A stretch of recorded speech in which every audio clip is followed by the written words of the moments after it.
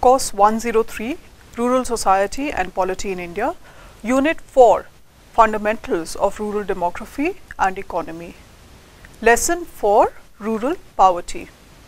The objective of the lesson is to make you understand the nature of rural poverty in India. The lesson is structured in the following manner. We will first acquaint ourselves with some basic terms. We will then get an overview of rural poverty in India, move on to have a look at the causes or factors for rural poverty. We will then delve on the issue of migration and then briefly understand the objective of poverty alleviation programs for rural India. There are many ways of measuring poverty. One way is to determine it by income earned and assets owned. The monetary value is often used as a determinant, income, expenditure. But there are also other factors which indicate poverty, like access to basic education, health care, nutrition, drinking water and sanitation, access to resources. Also forms of social discrimination give indication of poverty. In rural India, on the basis of occupation and ownership of assets, rural poor are identified mainly as landless agricultural laborers, cultivators with very small land holdings, landless laborers who are engaged in a variety of non-agricultural jobs, and tenant cultivators with small land holdings. In 2012, figures show that 31.4% of rural households were under debt. A majority of these were dependent on agriculture. Among farming and agricultural workers, more than half the households were under debt. Rural poverty ratio.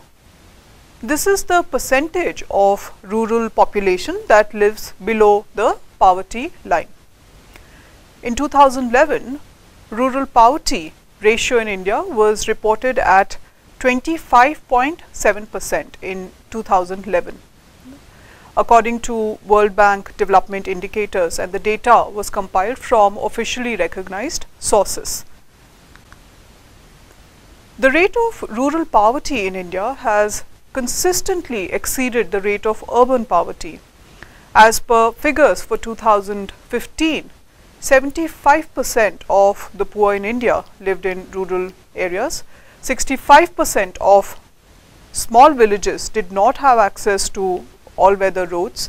30% of households did not have access to piped water supply. For around the same time period, 2015-16, the National Family Health Survey reported poverty data, and here the Multidimensional Poverty Index was used, which is based on different dimensions, primarily 3 dimensions: health, education, standard of living, and further into a subset of parameters like nutrition, child and adolescent mortality, antenatal care, years of schooling, school attendance, sanitation, drinking water, electricity, housing, assets, bank accounts, etc. While 25% of India's population was poor as per these multidimensional criteria, the poverty ratio in rural areas was very high. It was as high as 32.7%, and when compared to urban areas where it was only 8.8%. The pattern was the same in states and union territories, but of course in varying degrees. A greater proportion of the poor in villages than in urban areas, except for Delhi, which is predominantly a city state. In absolute numbers, a little over 288 million people in rural areas were poor in 2015, and for urban areas this number was at 38 million. So understanding figures and data on multidimensional poverty a little further, and for the same reference year 2015-16, what we see in the graphs that are given here are one, a set of states with the highest incidence of poverty, and then the least poor states. So first let us have a look at states with the highest incidence of poverty. So the graphs depict rural poverty incidence in blue, for urban in red, and total figures are given in grey. The states with the highest incidence of rural poverty, we see Bihar, Jharkhand, Madhya Pradesh and Uttar Pradesh. So Bihar, it is at 56, whereas for Jharkhand at 50, for Madhya Pradesh at 45, and then Uttar Pradesh at 44.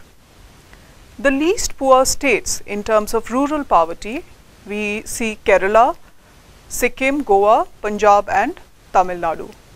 So for Kerala, the figure stands for rural poverty at less than 1, followed by Sikkim, where the figure is 4.2, Goa 4.4, Punjab at 6.4, and then Tamil Nadu at 7.3. Understanding multidimensional poverty a little more, let us also have a glimpse of access to basic services. As of 2016, what is depicted in the graph is a comparison in access to basic services, which shows that rural India lags behind urban areas. So here the basic services that have been included: electricity, toilet, drinking water and kacha house. So rural areas, the figures are depicted in red. For urban areas, the figures are depicted in blue.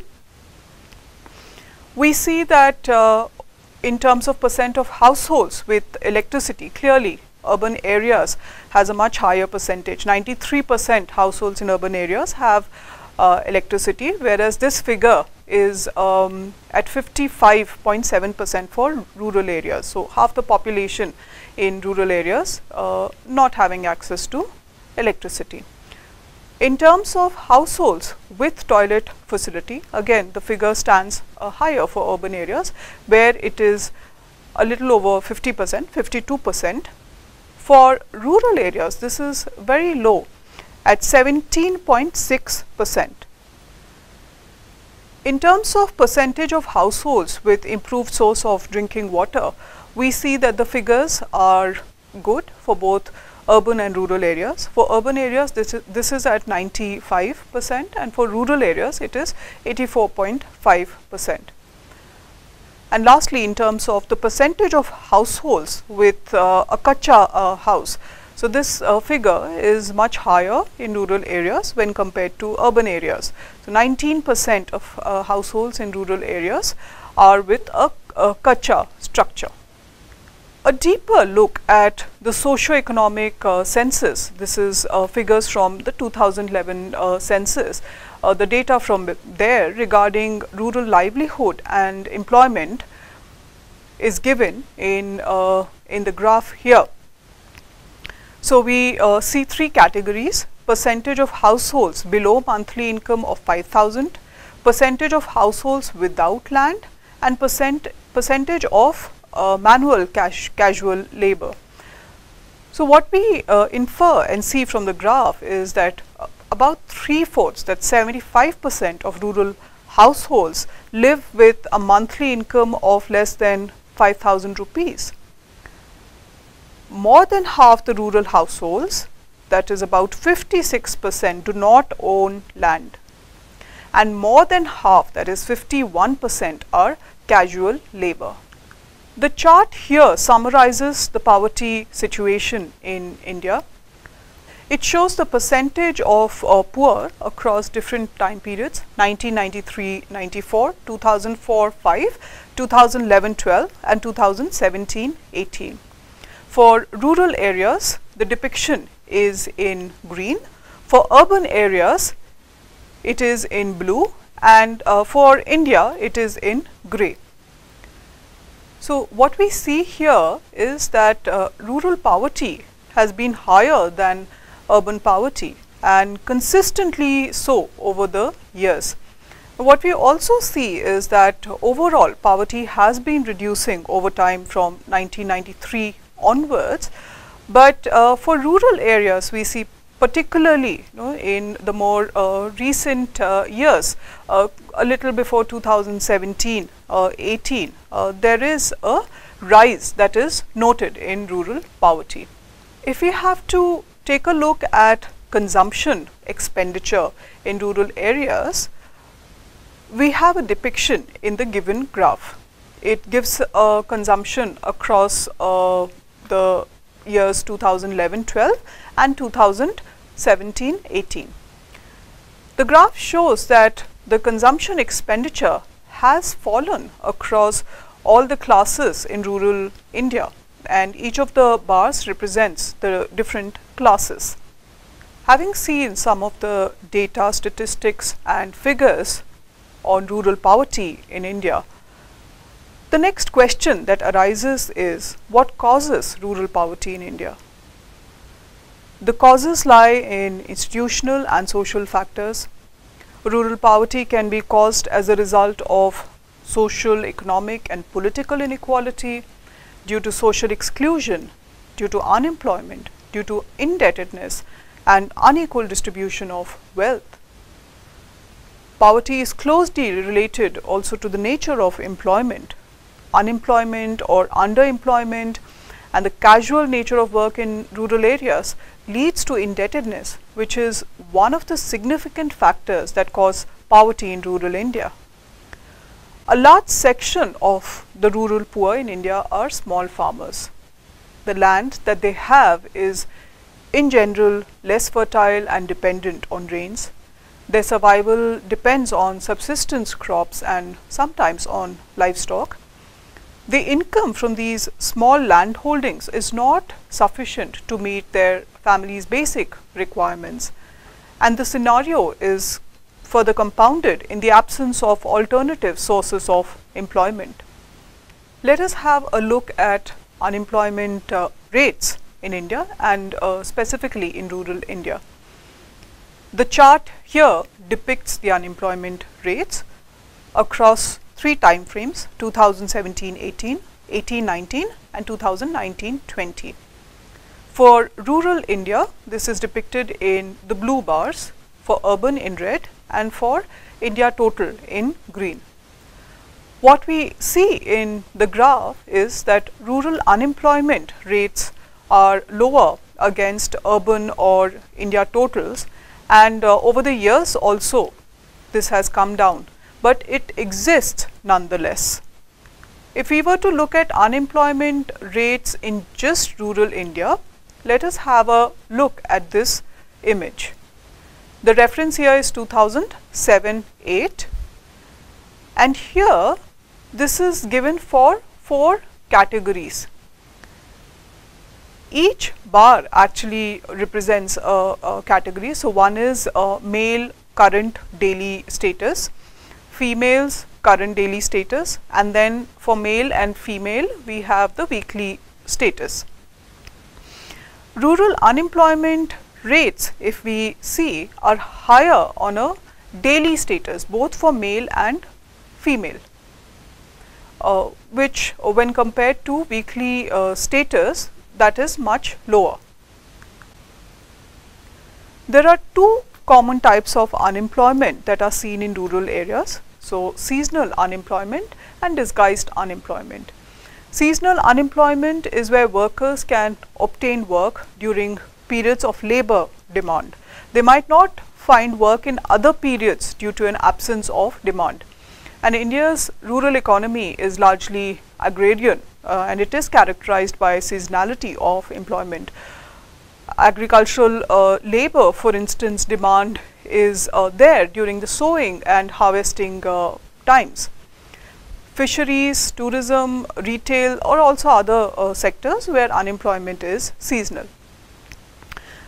Disguised unemployment is seen when surplus labor that is employed but not profitably used for production of goods and services. It's a form of underemployment or underutilization of the skills of the labor force. In rural areas, it is not uncommon to find more people working on a field than are actually required. Migration is an important phenomena that we see in terms of rural India. It refers to the movement of individuals or families across a specific territory for the purpose of new or semi-permanent residence. In simple words, it's a relatively permanent change in residence. Now, studies have pointed out that rural poverty and the lack of opportunities in rural areas are push factors for migration. Rural poverty alone accounts significantly as a reason and as a factor for migration from rural to urban centers or rural to rural centers in search of better opportunities. A large number of rural populations, particularly the landless agricultural laborers, live on subsistence. And it is this section of the population that is an out-migration section in all states of India due to poverty and economic compulsions. So their act of migration is an economic act. There are multiple reasons that cause rural people to move out from low productivity, low income, poverty-stricken, insecure source regions to high productivity, high income, labor-based and affluent destination areas. The volume of migrants who have moved out from rural areas is the highest in the economic category of reason. There is also a female marriage related migration, but most of the migration in rural areas for economic reasons. Now, what are the causes for migration? The rural population tends to migrate due to many factors. Important among these are wage differentials between rural and urban areas, underemployment and unemployment in places where they reside or places of their domicile, hunger, which is caused due to extreme poverty and other hardships that they face. There are both push and pull factors or reasons, causes for migration. So push factors are those that force individuals or groups to move away from their place of origin. Examples can be a lack of education and employment opportunities. It could be natural calamities. It could be political instability. Pull factors attract individuals or groups towards a new place away from their domicile or residence due to availability of better opportunities, living conditions, etc. Now, migration can be voluntary or forced. So, voluntary migration is when a conscious decision is made out of personal choice. So, for instance, a youth from a small town in Bihar might choose to move to Delhi, where there are better and higher paying jobs. Forced migration involves an element of force or coercion or compulsion rather than personal choice. Examples are refugees, internally displaced persons who are displaced due to natural disaster or when construction of development projects has to be done, victims of human trafficking. Rural Indian population witnesses both types of migration, which is rural to urban migration but also rural to rural migration. The rural to rural migration is undertaken in response to scarcity of land or availability of more fertile lands in other rural areas. In fact, it's usually assumed that most migration of rural areas is rural to urban in nature.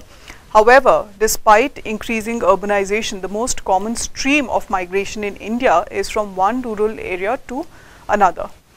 More than half of total migration is of this kind, and it remains the dominant form of migration, especially also among women due to reasons of marriage.